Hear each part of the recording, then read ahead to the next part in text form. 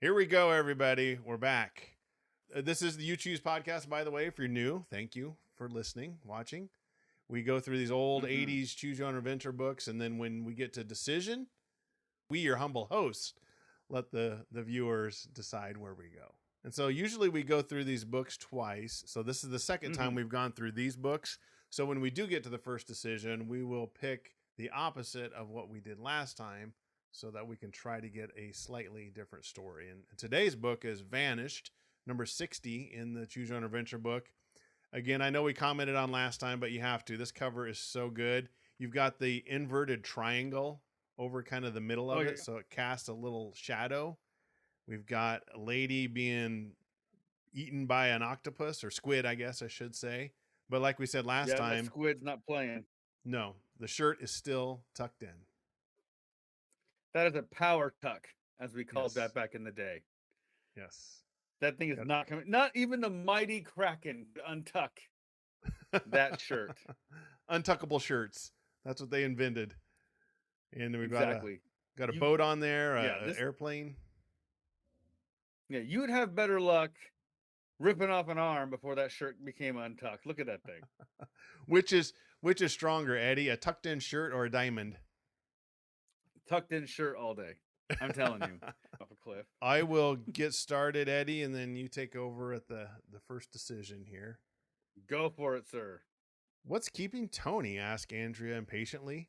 You finger your here, I remember this. You finger your brand new pilot's license as you anxiously scan Ew! the Miami airfield. Yes, we're in love with our That's not driver's what that's license. for.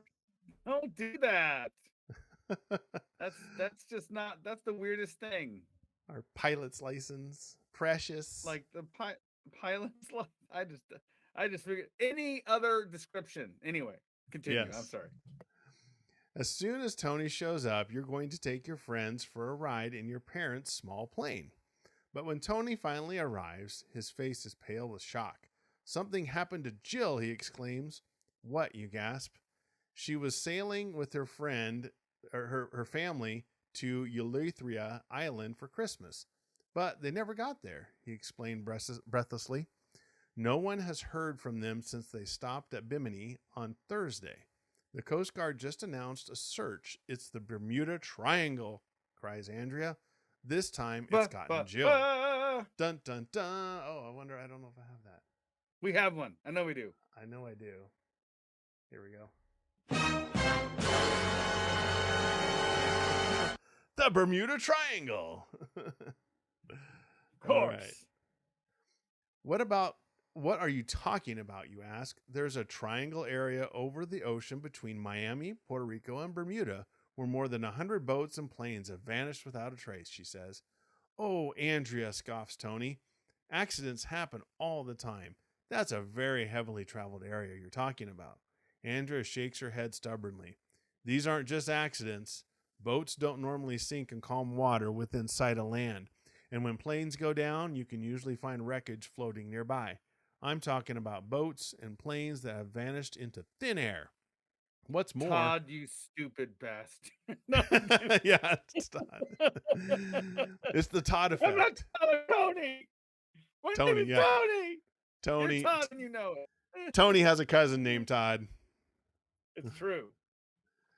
I'm talking about boats and planes that have vanished into thin air. What's more, most of these disappearances take place at this time of year between Christmas and early January. A chill runs up your spine, but you dismiss it and say, Look, you guys, let's argue about the Bermuda Triangle later. We should join the search for Jill. Great idea, says Tony. We can use my grandfather's boat. We could cover more ground if we fly, you remind him. You're eager to get behind the controls of your plane. We can trace her route more exactly by boat, he insists. All right, here's our first decision. So last time we went to page 6.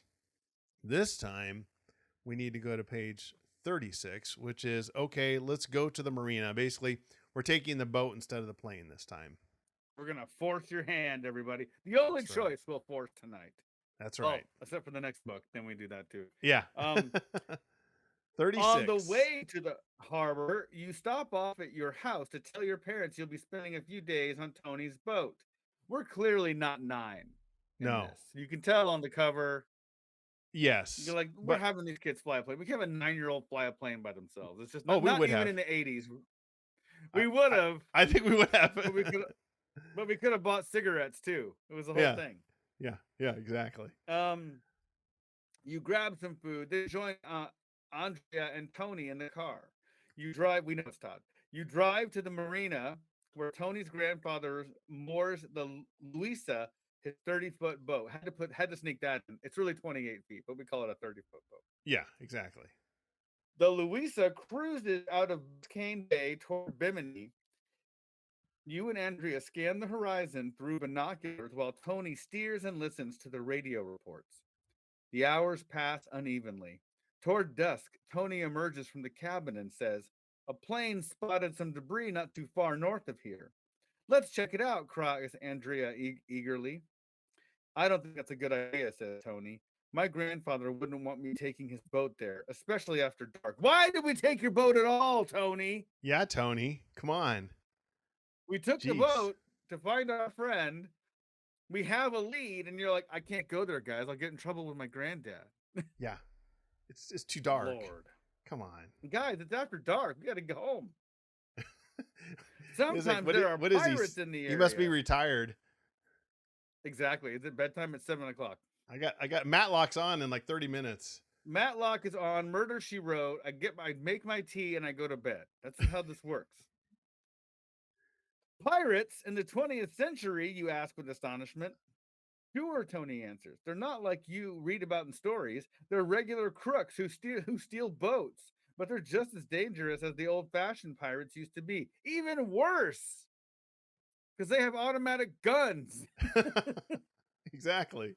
Back in the day, it was like those muskets. It was like, hold on, bang, and then they had to wait 10 minutes. Hold on, Reload, pack the powder. Stay there. Stay there, don't move. Ugh. Just hold on. Just right there. Bang. All right. Go to the next page. Andrea snorts in disbelief. This book is in the 80s. Haha, sorry. This isn't a pleasure cruise. We have to act quickly and we have to take chances. The debris may be gone by tomorrow morning. Tony digs his hands into his pockets and stares at the deck. Then he glances at you and asks, "What do you think we should do?" Tony! Ugh. I can't be around all the rest of your life Making decisions to for help you. It's insane. If you say we'd better forget about the debris, turn to page 3. If you tell him, "Let's take a look at that debris," turn to page 74. And when we say debris, we mean like broken up pieces of garbage, not cheese.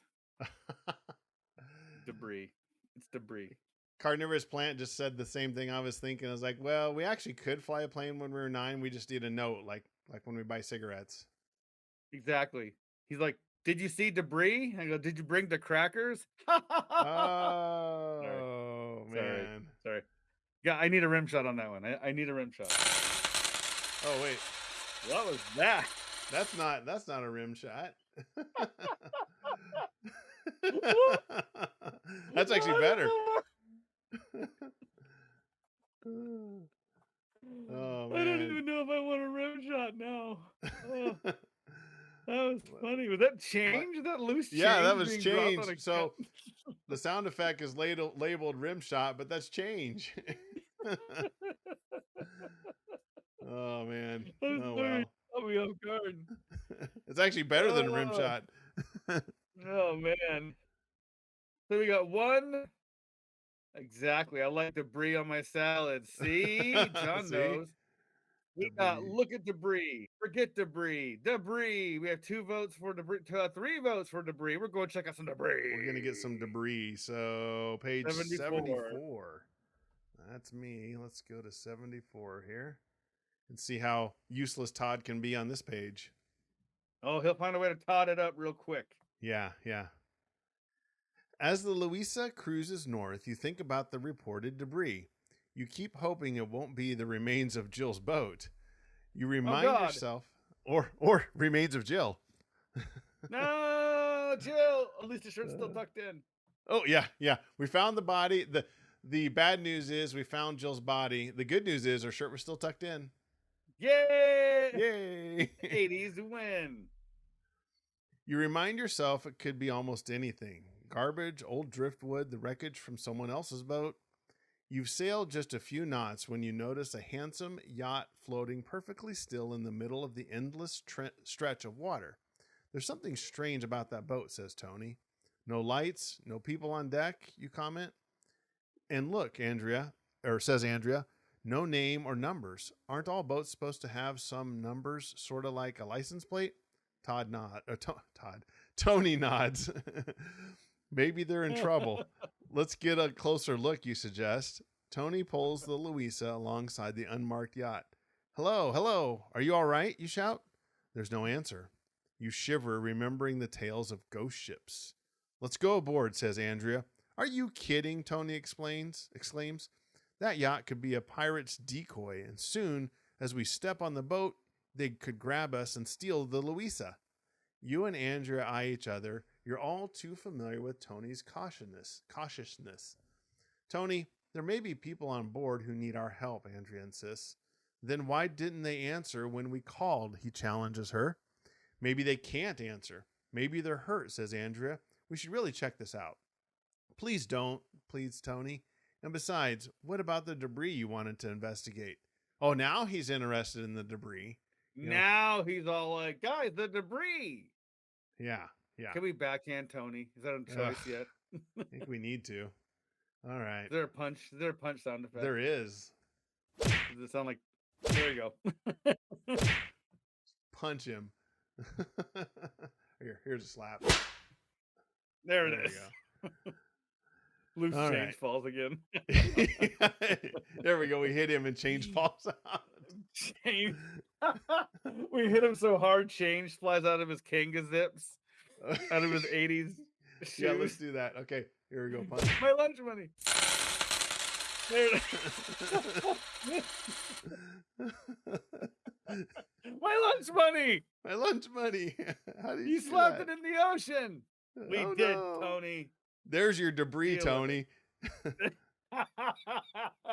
That's your milk money, you weenie. Anyway. Andrea backs down. That's right, she says. She turns to you and asks, what do you think we should do? All right, here we go, everybody. Our first decision. Second decision, excuse me. If you want to ignore the yacht and continue toward the debris, turn to page 30. If you decide to board the unmarked boat, turn to page 33. So basically, do we hop on the boat or do we not hop on the boat? Let us know in the chat. That's so good. Tony, he's about worthless. What about the debris you wanted to find? Yeah. That I was against. Come on. Like, Tony, you're really making me question why we brought you along on this thing. Yeah, I think Other than your grandfather's boat that we can't take past a certain perimeter. I think we just found some shark food. For real, though. All right. So we got 2 votes for board. So we're probably going to board here, but let's give it another few more seconds just in case. Otherwise, it's page 33. Yeah, I'm not looking for a 3-hour tour. Oh, there we go. Tiebreaker. Hop on the boat. We go. Hop on the boat. So we got board, all aboard, hop on the boat. So 33. We got debris. We got deboard. We got charcuterie going on up in here. Look at this. Oh, yes. The charcuterie boards. The sausage and the olives. The olives. The pickles. If you decide to board the unmarked boat, 33. Okay, here we go. Yep. Turning. 33. Let's just make sure no one on that yacht is in trouble, you reply. It will only take a minute. Then we can head toward the debris. We need a debris counter, bro. I think so. We got to be up to like 5. I'm putting that up right now. For sure. Okay, here we go. Is that counting this last one? Yes. For the debris? Yes. You go on board if you want, but I'm staying right here, says Tony. Be careful. We go in the other boat, and then we throw Molotov cocktails at Tony in his boat. Just to sink Enjoy your boat. Have fun. Tell your granddad thanks. You and Andrea climb onto the yacht. It is by far the largest boat you've ever set foot on. I'll investigate the cabin and you check below the deck, you tell Andrea. Okay, we'll meet back here, she replies. Carefully, quietly, you enter the gallery. No one is there, but you find plenty of food. There are dirty paper plates in the trash. Must be some bachelors that live here. You tiptoe into a bedroom. What a mess!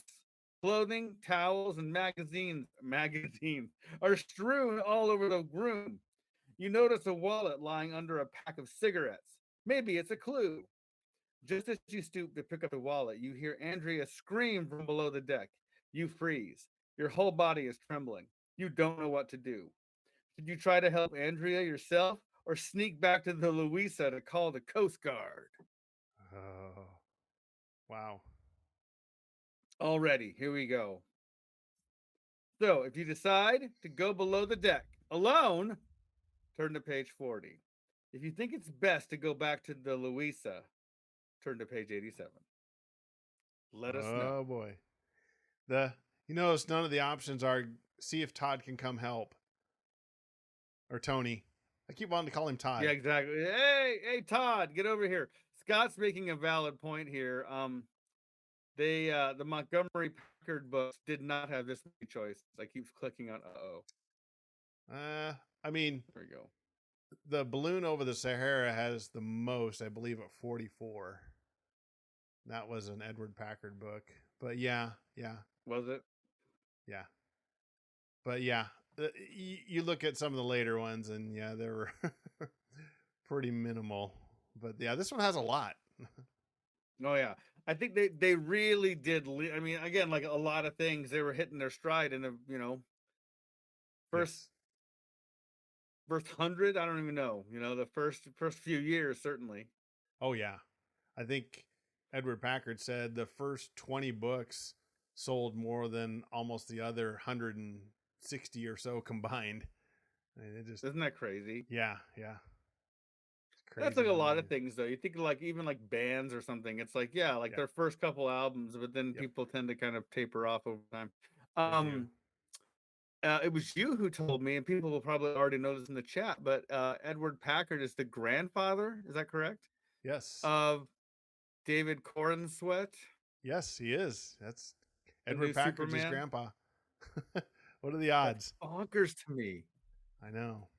And we may have announced this before, but in the fall, they're going to re-release Edward Packard's first 4 books or 5 books, I can't remember, and they're not going to edit anything. All the text is the same, and all the artwork's going to be exactly the same. So Cave of Time. Yeah. So Cave of Time. Chimney Rock. Codename is Jonah. I'll have to look it up again, but yeah, they're re-releasing all of them. Not all of them. The first like 4 or 5, exactly as they were. Who is the publisher? I'm not sure who has it now. It was Bantam before, but evidently we have to get these books. I know.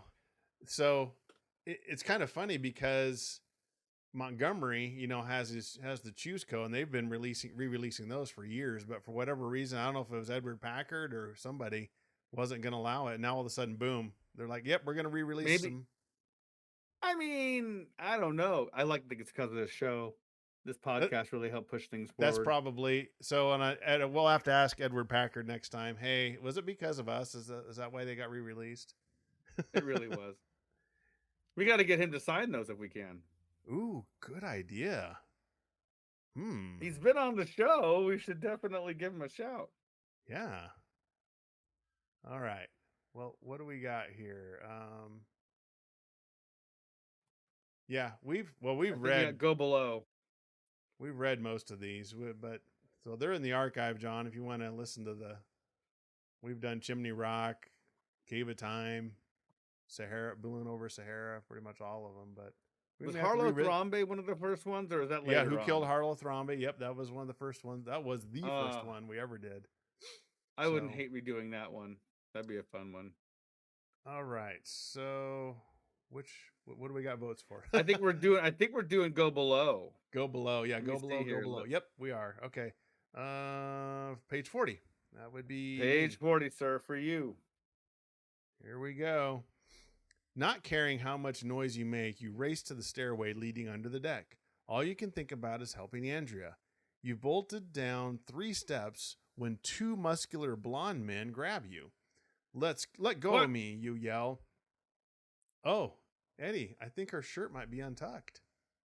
That's What? gotta be a drawing error. Unfathomable. That's gotta be a drawing error. That can't be That's right. a drawing. That's a drawing error. That's definitely not an intended thing. Surely 2 blonde, muscular men could not be stronger than a kraken. Yeah. I mean, their shirts are tucked in. I mean, they are tucked in. Yeah. They look like G.I. Joe figures, really. They do. It's like the twins. Oh, the Daymok and Yeah. what was the other one? I don't remember the other names. Let us know in the chat. The twins from G.I. Joe. I forgot their names now. One has a scar and one doesn't. Kevin, yeah. Let's see. Yeah, and you'd punch one and the other one would feel it. Yes. That's so good. That's how I thought twins worked in real life. I'm not kidding. Let go of me, you yell. Before one covers your mouth, you bite his hand and scream, help. But moments later, you find yourself bound and gagged. From the corner of your eye, you see Andrea tied up across the room. Just then, you hear footsteps above you. Tony runs down the stairs, only to be grabbed by the 2 men. Your heart sinks. Oh my gosh. Tony is a Todd. He's so worthless. Yeah. Anyone else on your boat? One of the men asks. You're so scared you can barely shake your head. All right, Mickey, laughs the man. We got ourselves another boat. Nice job, shark, replies Mickey. You take care of bringing their boat in, and I'll meet you tomorrow night at Keller's Point. Shark nods and hurries up the stairs. So his name is Shark. I guess he's a shark at least. Yeah. Jeez. Yeah, there you go. 44. You try to calm yourself so you can think. Mickey and Shark seem too handsome to be pirates. Yet you know they're dangerous. That's so funny. We all know all pirates are ugly. That's so funny. Yeah, that's what she's assuming. You realize there's a good chance they might even kill you. You wonder if there's any way you can stall for time. What if you suggest they demand a ransom for you? After all, the money might tempt the pirates, and it would offer you a chance of survival. You remember reading that the success rate for catching kidnappers is fairly high. I like how we put our little piece of knowledge in there, how smart we are. Yeah. On the other hand, you don't know that the men plan to kill you, but you know that your parents can't afford to pay the high ransom. You might even endanger yourself by speaking up. Maybe you should just behave. The pirates won't hurt you. All right, here we go, everybody. If you're intent on persuading Mickey to hold you for ransom, turn to page 55. If you think good behavior is key to your survival, turn to page 97. So should we try to talk our way out of it, or do we just keep quiet and move on? Let us know in the chat. Shark and Mickey. Shark and Mickey and handsome pirates. That's so good. Like, that's what we thought is they were like threatening to kill us. These guys are good looking. They're actually too good looking, I mean, we'd probably think that if we had 2 gorgeous women like restrain us. We're like, oh, these ladies are pretty. Yeah. Oh, you can't be a pirate. Then they shoot us. You couldn't be a pirate. Then they shoot us in the stomach. Shoot us again. No. Untuck this. For those in the chat, or for those listening, Lee and I, last week, Lee, enjoyed a little outdoor concert together with our friend Jesse. Yes, exactly. I don't know if Jesse's not in the chat, is he? He's not. I'm sure he'll come across us at some point, maybe. But we all enjoyed the lovely tunes of the one and only Weird Al Yankovic. Exactly. Got his shirt on right now. In fact, bigger and weirder. Oh, you're wearing it right now? Yeah. That is so good. Yep. The I gotta wait bigger. for mine. Mine's a sweatshirt. Yeah. You might have to wait a little bit. I'm not ready for it yet. Yes. All right. Let's see here. So. Behave. Hold me. I'm worth so much. I think we got Yeah. the behave. The, Let's count on good behavior. okay. All right. So we're gonna behave. I'm turning. That is Oh, page behave. 97. Page 97. You stop thinking about stalling tactics and concentrate on being a model prisoner. Even though your arm is numb and your leg muscles are cramped, you stay perfectly motionless, perfectly silent. When Andrea tries to struggle, you glare at her harshly. Stop it, you signal to her. Mickey stares at you as he smokes a cigarette. Then he bounds up the stairs. You feel the boat begin to sail. Where is he taking us, you wonder? Excuse me. Even though you're terrified, you try not to panic. You gaze reassuringly into your friends' eyes. You concentrate on memorizing how Mickey and Shark look at you so you'll be able to describe them to the Coast Guard. If you ever see the Coast Guard again. Ooh. You have no idea what time it is when the boat finally stops moving. Mickey ambles downstairs, picks you up, and slings you over his shoulder. It is all you can do not to whimper. Stay calm, you tell yourself. Stay calm. You didn't get that stay calm correspondence course degree for nothing. That's exactly right. Turn to page 111. Okay. Going, 111. going. Oh boy. Mickey lays you on the deck. Oh boy. Mickey, jeez. Oh my God. I know. Look how good looking he is. Look at those Mickey lays abs. you on the deck. You can't see what he is doing, but you can feel him tying something to your left ankle. You crane your neck, trying to tell what's going on. With a shudder, you discover that a cinder block has been roped to your leg. All your good behavior got you nothing. Nothing. Nothing at all. Stupid. You're so stupid. Sorry, you. Um, Nothing. You writhe with terror and try to scream, but you just end up choking on the cloth stuffed inside your mouth. Mickey eyes you scornfully. He picks you up and hurls you and the cinder block overboard. Have a nice swim, he calls cruelly, but you don't hear him. You are sinking deeper and deeper through the dark water to your death. Wow. Do we have a bump on that? Or Let's see. wah wah? Here we go.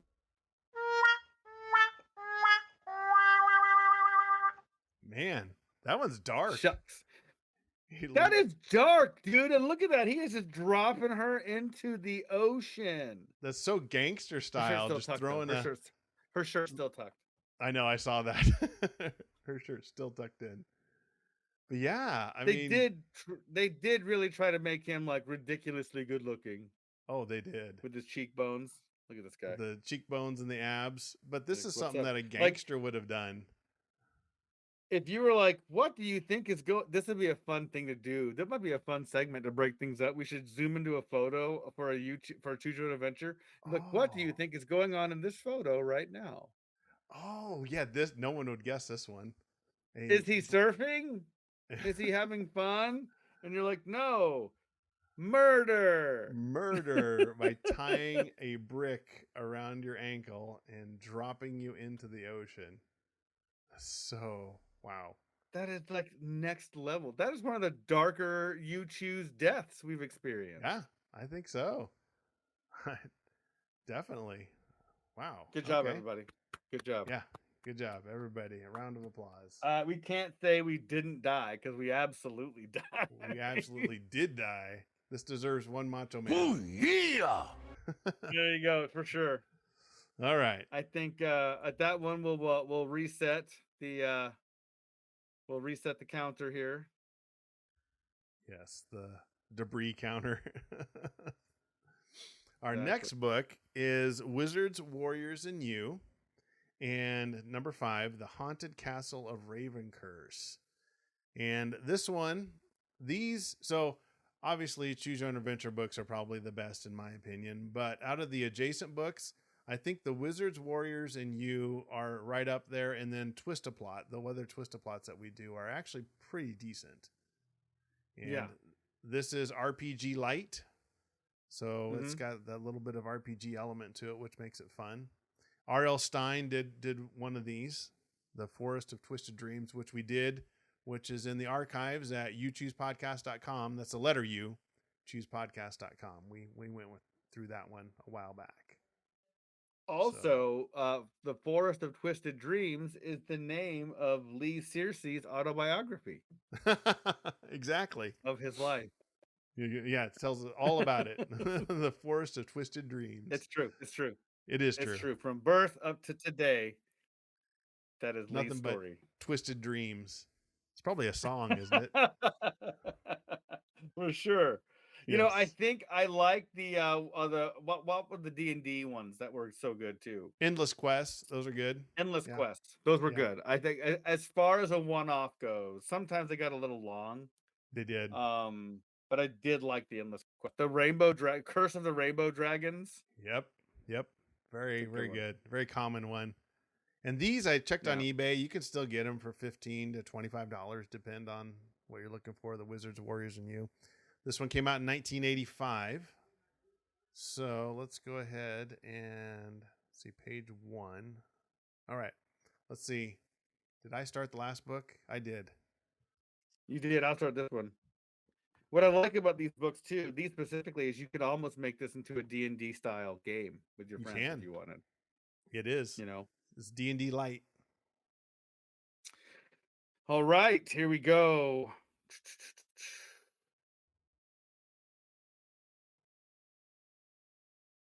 So on this one, we know how it sets up, and the first choice is to choose to be the wizard or the warrior. Yep.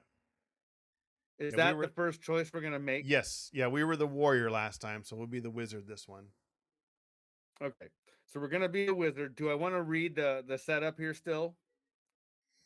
Just to kind of give them a setup. I Okay. think we can probably skip that, honestly. We're skipping it. We are the wizard this time around. Yes. So Page we have 10. There's your map, kids. see wizard, page 10. Yeah, here's our little map. Oh yeah. There's your map. Here's Page our treasure. 10. Here we go. Instructions for the wizard. There is no telling what sort of magic you may meet in the haunted castle of Ravencurse. All you know is that you will be up against a foe whose sorcery may be as powerful as yours. Ooh. And whose evil and cunning may exceed anything you have met in your many quests for King Henry. At the back of this book, on page 97, you will find a book of all the magic spells you know how to summon. Turn now to the book of spells on page 97. Read them over quickly so you will have an idea of the powers you can call on. Then study the map and list of foes on page 6 and 7. So first, let's turn to page 97 and we'll pick our spells, guys. Yes, because last time we were warriors, so we picked our weapons. So this time we get spells, page 97. Wow, this takes a while when you're going one page at a time. All right, I'll start to read this so people can. Spell number 1, shift shape. Gotta be careful when you say that. Yeah. Shift shape. Shift. The spell allows you to regain the shape, to change the shape, to assume the appearance of an animal, plant, or any object as long as it is within view. So you have to be able to see it. Yes. The spell can also be used to change the appearance of others. You cannot use this spell to change into the shape of something that is not within open view. The spell lasts for only a few minutes. It wears off suddenly, returning the subject to his or her appearance. Spell number 2, move time back. This spell allows you to move time backward. The spell can move time back 1 hour at the most. At the most. At the most. Okay. You can then change events by acting in a different manner during that hour. The drawback of this spell is that it's impossible to predict the precise amount of time that will be reversed. It can be anywhere from 5 minutes up to an hour. If only I had this spell. That'd be wonderful. Momentary darkness. What's that? What's that, Lee? That'd be awesome. Momentary darkness. A sudden darkness that lasts up to 5 seconds is conjured up by this spell. The spell is most useful for taking someone by surprise. The darkness is total, but you must move quickly since the darkness lasts such a short time. Invisibility!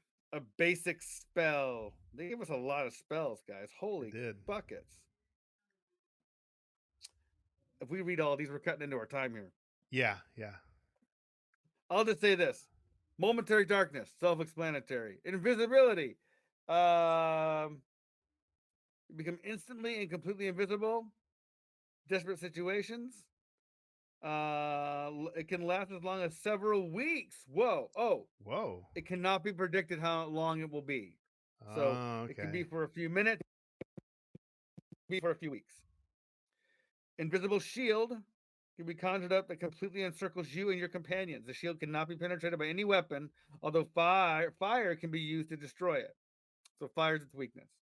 Oh. The shield lasts as long as the spellcaster wishes it to. A major drawback to the spell is that the shield is immovable. If the user moves more than a few feet in any direction, the shield disappears. Okay.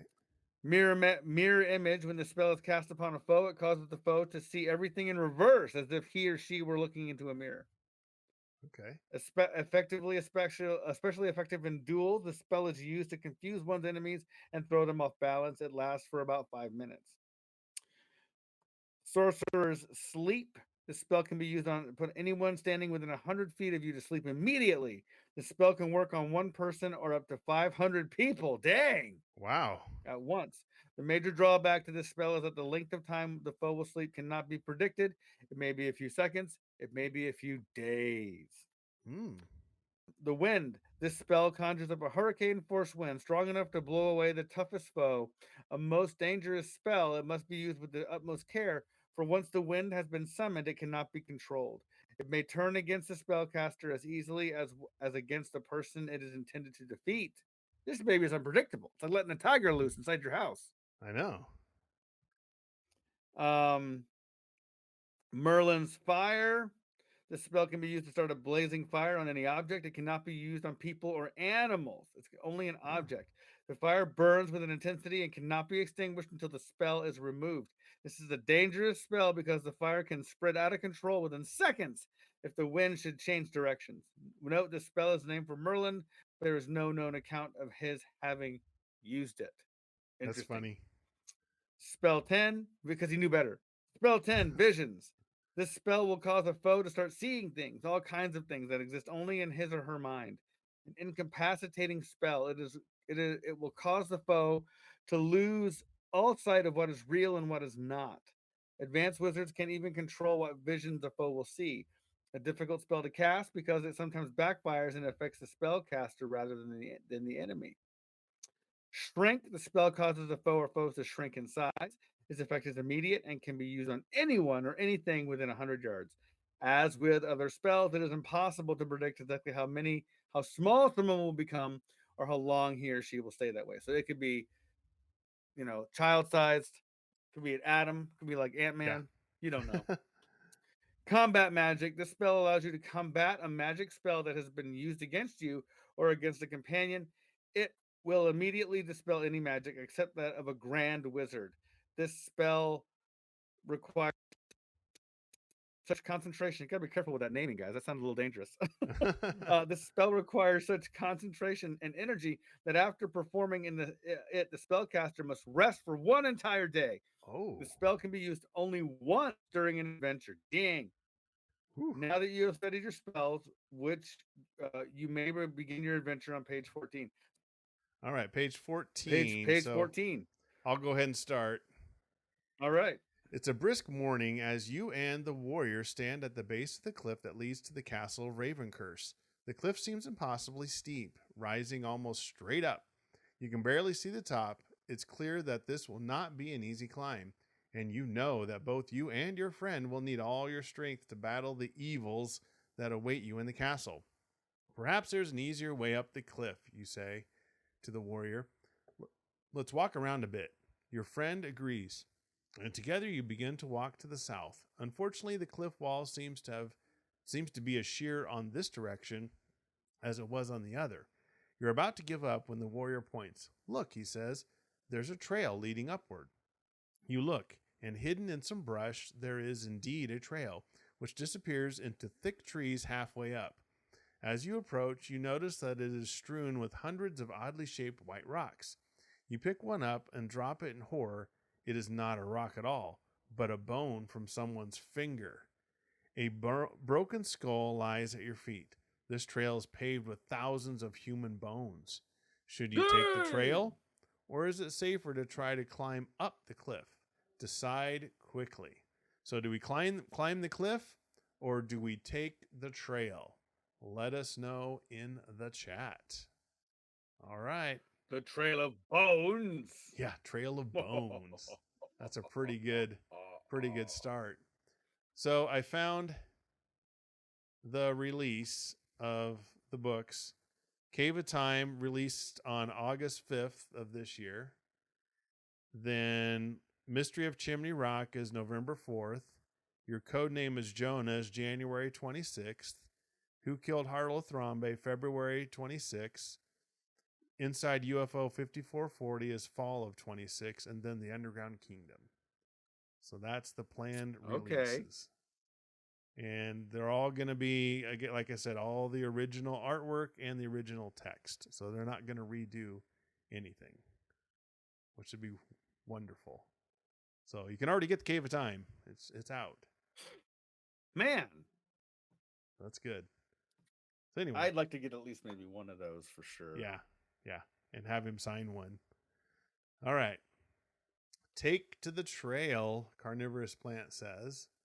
So we're going to take the trail probably, but we'll give it a few more seconds here. Bones. Let us know on the Trail of Bones. Yeah, exactly. Speaking of Weird Al, there is a song, Nature Trail to Hell, one of my favorites. Really? Oh man. Oh yeah, Nature Trail to Hell, dude. That's a great. He played that at that acoustic at that originals concert we went to. Yeah, that's right. Okay. Yeah. Okay. Oh, another vote for trail. Okay, so Eddie, trailing it up. I think we're gonna take the trail. So the trail. Page 11. 11 it is. Walking quickly, you and the warrior start up the trail, the bone crunching underneath your feet. I wonder why there was no sign of this trail on the map, says your companion. Maybe it wasn't here when the map was drawn, you reply. You do not say so, but you wonder who could have cut this gruesome trail into the face of the cliff. In a short time, you are halfway up. Short, scrubby trees begin to appear around you. You estimate that at this rate, you will take only a few more minutes to reach the haunted castle of Ravencurse. Suddenly, your way is blocked by a man-like shape the size of an elephant that is holding a staff made from the trunk of a large tree. In the center of its forehead gleams one large yellow eye. Halt! Cries the creature. I am the Cyclops of the cliff. No mortals may pass beyond this point. That's what you think, says the warrior, and he draws the sword of the golden lion. Quickly, you put your hand on his arm. You can see that the Cyclops greatly outmatches him, but it is too late. With an inhuman booming laugh, the Cyclops raises its staff and strikes at the warrior. Only his agility keeps your friend from being smashed as flat as a squashed ant. That was a weird analogy. That was. Page 12. The warrior picks himself up and again approaches the Cyclops. Again, he is knocked to the ground. After a moment, the warrior pulls himself to his feet again. His arms trembling, he lifts his sword and prepares to attack. Stop, you cry. You have no chance. Now the Cyclops, his booming laugh, is directed at you. Your friend has fallen under an enchantment, he says. He is compelled to keep fighting until he or his opponent is dead. As you see from the bones paving my trail, there is no question of the outcome. After I have finished with your friend, you will fight the same battle. To your horror, you see the Cyclops has again lifted his staff and is aiming it at the warrior. Your friend is bleeding and dazed, but he continues to fight. You know that he will soon die unless you do something to help him. Quickly, you review the spells you might use. You decide that the two most useful in this situation are shrink and invisibility. Okay, so that's what they do to us. They force us to pick one of the two. Pick one, yeah. Which one do you use? Which is most likely to get the warrior out of trouble? If you decide the shrink spell, turn to page 22. Turn him teeny tiny. If you think invisibility is more likely to work, he can't kill, but he can't see. Go to page 17. All right. That's kind of a cool idea. So the spells kind of drive how the story is going to play out. I think if I remember correctly, Exactly. depending on what weapon you use with the warrior was the same way. So, okay, that's kind of cool. I like that. Yep. Well, let us know in the chat, shrink or disappear. Which one do We you have want us one to vote do? already for shrink that punk. Shrink that punk. I like that. Invisible won't help. Yeah. Maybe. Yeah, I don't know. I don't want to influence our wizened choosers. All right. A vote for shrink. So there's 2 votes for shrink. Okay. We'll give it another few seconds here and we will probably be shrinking ourselves. I guess that's what we'll be doing. Or are we going to shrink the cyclops? I don't know. That's a good question. Shrink. I think. Shrink, I think. All right. Page 22. That would be me. That's Let's find out. sir. We shrink ourselves or the cyclops? Oh, there's a nice illustration cast, there. That's cool. You cast shrink, but you stutter, and then you start. He's like, "You smell like a pile of feces." I said, "Shrink, not stink." Shrink, not stink. Yes. It's the worst smell. It's the worst smell. That's awesome. Quickly, you draw your cloak around you and recite the words of the shrink spell. Immediately, there is a rush of wind, and when it has passed, the cyclops has shrunk to the size of a chipmunk. His huge staff is now the size of a toothbrush, and his tiny eye blinks in surprise. "What have you done to me?" the cyclops squeaks. "What magic is this?" "The magic of the wizard of the good King Henry," answers the warrior.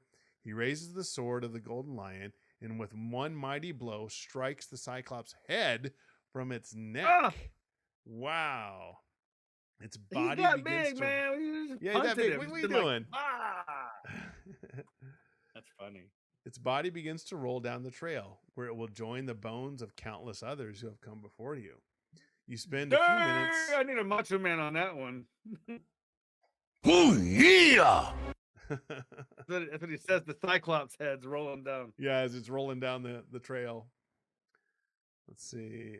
You spend the next few minutes tending to the warrior's wounds. Then the two of you resume your climb.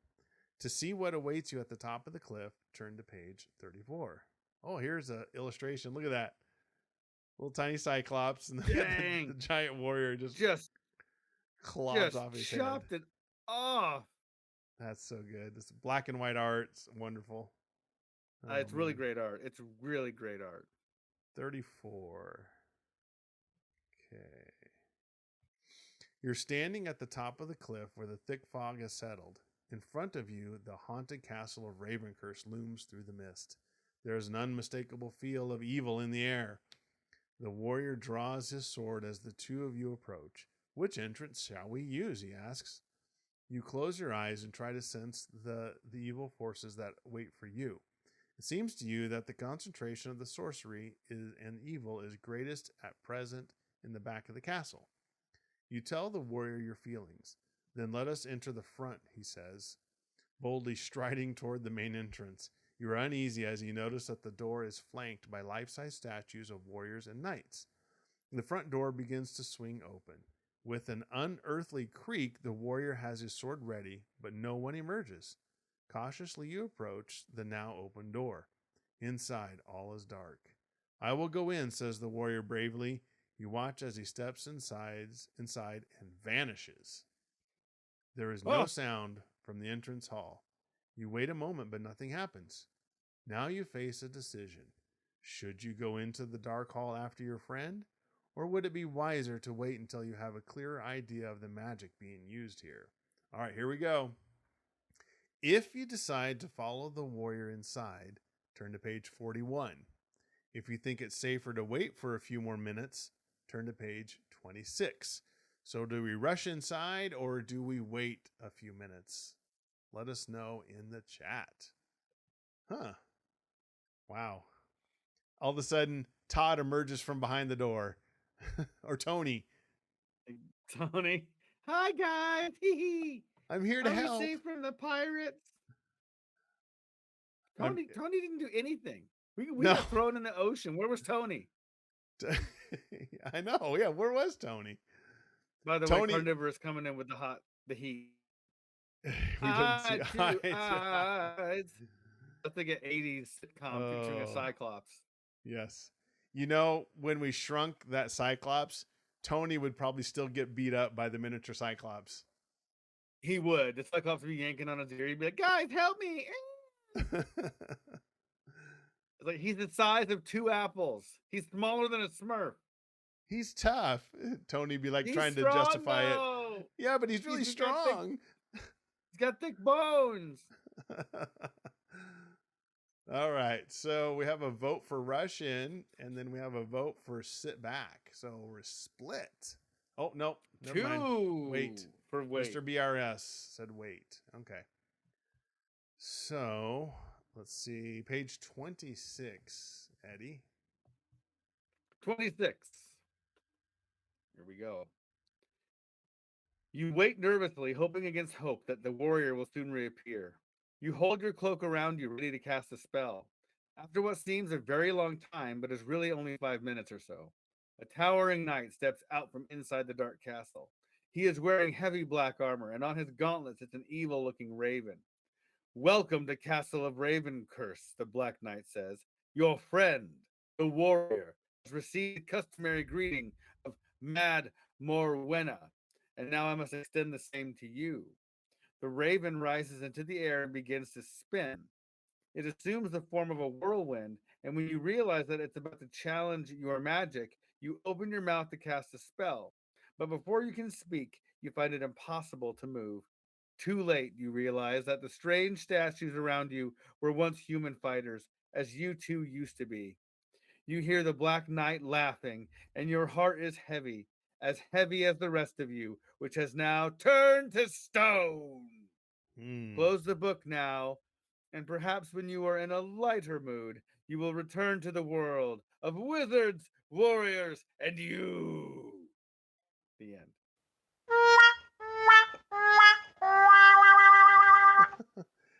I like the pun there. When you're in a lighter mood after you've been turned to rock. Yeah. Yeah. Look at that. These guys weren't wrong. Like, we're a wizard. Wizards typically don't go rushing into battle, and they played us against the archetype. Yeah, they did. Should have followed your friend. Oh man, Carnivorous. That is so Raven. That's so Raven. That's a good one though. If you have kids. Good book. I mean, I'm never disappointed by this book. I feel like we've never really gotten into a rhythm with this book though. No. It seems to end pretty quickly. There's not a lot of long drawn out stories. It doesn't appear to be anyway. I mean, there might be, but not really. There's got to be. I would imagine that this is more like a D&D type book where there's one narrative that it wants you to go on, and every other quest that's not that results in you dying. Yes, I think most of them, I would imagine, you end up dying. But maybe beheaded. But we beheaded a cyclops after we took out a cyclops. Listen, we may gotten killed, but we didn't leave that one out there to kind of just nothing happened to it. Not at all. Not at all. All right. Well, another good You Choose episode. Thank you to everybody in the chat for being on the live. That's what makes it much more fun. And like I said earlier, you can go to uchoosepodcast.com. That's the letter U, choosepodcast.com to listen to old episodes. Pay attention to social medias. We try to do this every 2 weeks on Monday at 8:45 Central Time. Sometimes we start early, like we did today. Sometimes we start late. Just a little bit. Yeah, but either way, it's fun either way when we get going. So, all right. You can go when you do go to uchoosepodcast.com. We have merch available if you want to support the podcast that way. I'll put a link in the show notes for this one too, for the book, the Mysterious Forest book that we released. And it is now, since it's after the initial release, we're going to do a special and sell it for 50% off the price of zero. That's a bargain, guys. 50% off of free. Yeah. We owe you money. Yeah, we pay you. Here's 50 cents. Yes. Yeah, yes. I know. Please enjoy that. And I have already shared it with a couple of people, even at my work. I was like, yeah, with my podcast, me and my co-host, he largely, but I help contribute to this book. And we've already had people who don't even follow the show reading this book, loving it. So there you go. Awesome. Good. Yeah, check it out. Tell about your friends. I'll put a link in the show notes when we release it, and you can download it. It's just a PDF and check it out. And it's just a fun project that Eddie and I worked on. So it's good. Good times. All right. Well, thank you, everybody. And until next time, you choose the adventure. Thanks, everybody. Good night, everybody. Take care. Have a good one. For more You Choose, where you get to decide. Where'd we go? Yeah, no kidding. Going blue. We're going blue. This is the Going Blue podcast. We should just have like insert a bunch of bleeps and blurps here, for the editing. Bloop, later. Bloop, bloop, bloop. All right. Yeah, no, if anybody was following me on anything else that I'm doing, I put up a little Instagram live video on the Paranormal Dads page. I was in sunny California. Yay. For a week. And just knew that was going to be hard to host a show from a remote location in the that usually doesn't work very Southern well. California. It's never worked out well for us in the past. Yeah. So we want to make sure we do this right, and we didn't. And Eddie didn't get abducted. Eddie didn't end up on an island stranded with Todd's. No matter how hard I tried, I did not get stuck on Todd Island. If you do take a vacation, Eddie, and you end up on an island and somebody says, "Hi, my name's Todd," you're like, "Oh boy." I'm in so much trouble. They would say, "Hey, my name's Todd. What's your name?" And I would say, "I'm Todd." I would blend in immediately. Yes.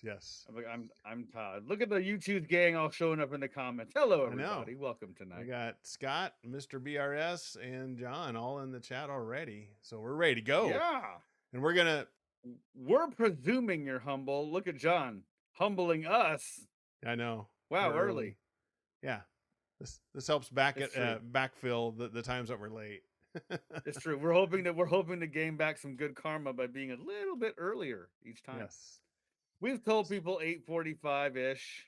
Yes. Central Standard. It's 8:41. Yeah. It's not so bad.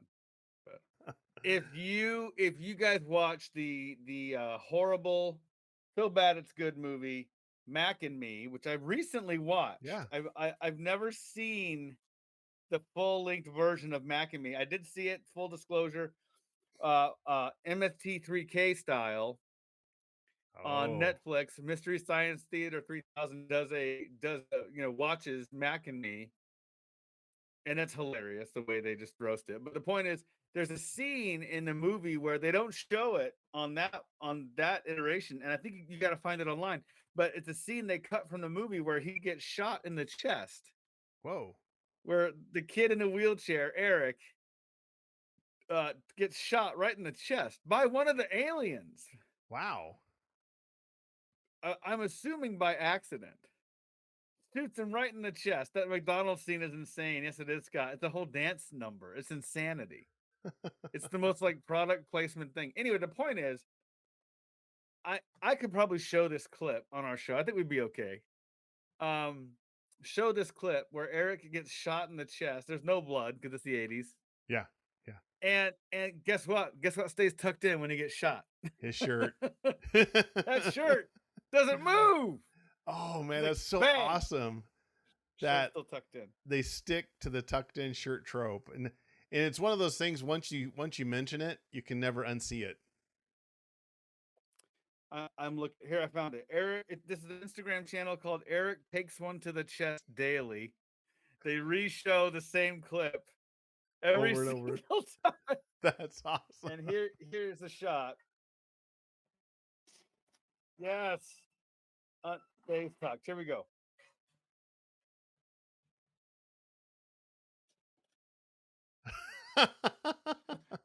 You get shot. Oh my gosh. And then the whole strip mall goes up in flames. Oh my gosh. That's But yeah, awesome. you'd have to watch the channel. But if you zoom in, you can see his shirt stays tucked in the entire time. Even when he gets shot. Look Shirt at that. That's great. Anyway, it's both great and horrifying. Well, and the fun thing about it is in the edit, they cut that part out, but the camera still cuts, and you see him slumped over in the chair, just like you're like, what's wrong with Eric? What is he sleeping? Just got shot. Hey, Carnivorous is in. Yeah, Carnivorous Plant is back. So, all right. Well, now we can start. Carnivorous Plant is here. Now we can start the show. All right. So let's get started with Vanished. And if I remember correctly, there's a map. We have the Bermuda Triangle. Always a map. Yes, always a map. So we know exactly where we're going. Oh yeah, I remember this. It's been over a month since we've done this one. So this is going to be kind of new for us, practically. All right. Oh yeah. Let's Scott Miller. The scene they went with just as bad. It is. It's true. Yeah. All right. So we got to pick some spells, y'all. Well, we had one. John says invisible one. I was going to suggest that one. So let's go with invisibility. There we go. So, invisibility. Sure. And I like the move back time. Let's try that one. Yep. If I could turn back time. There you go. There you go. All right. What else? Where I was going. I mean, John is saying shrink sounds cool. Why don't we throw that shrinky dink in there? All right. The shrinky dinks. I love those. We're doing 80s. Shrinky dinks. Okay. You don't want to make me turn you invisible, tiny, and go back in time, make you 10 minutes younger. Let's do this. Even though they said don't use the wind one, I kind of like the wind one. Let's do that one. So we got two more. Or no, one more. You think 4? I think that's what it said. Was it 4 or 5? I thought it was 5, but I could be wrong. But let's double check here. I'm double checking. Okay. 10. Page 10.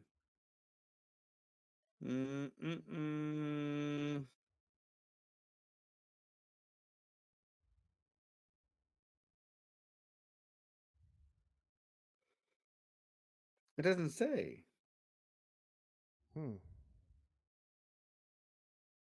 thought it said pick 5, but I could be wrong. Who's evil and kind of makes it. At the back of the book on page 97, you will find a book of all the magic spells, and you know how to summon up. Turn on the book of spells, read them real quickly to have an idea of prayers you can call on. All right. Is it like you can use any of them? I'm looking here. As the wizard, you may use any number of these powerful spells, but remember, magic is mysterious and unpredictable. Oh. So we're not limited here, guys. The warrior, you had to pick like 3 or 4. The warrior legitimately is like, oh no. Because the warrior, it says that you may use all the weapons too at the top here. Okay. You may use any of these spells, not all of these spells. I see. Okay. So there's no limit. I just don't know. I'm looking for where it says. I'm just double checking here, guys. I just want to make sure we're not. I could have swore there was a limit, but I could be wrong.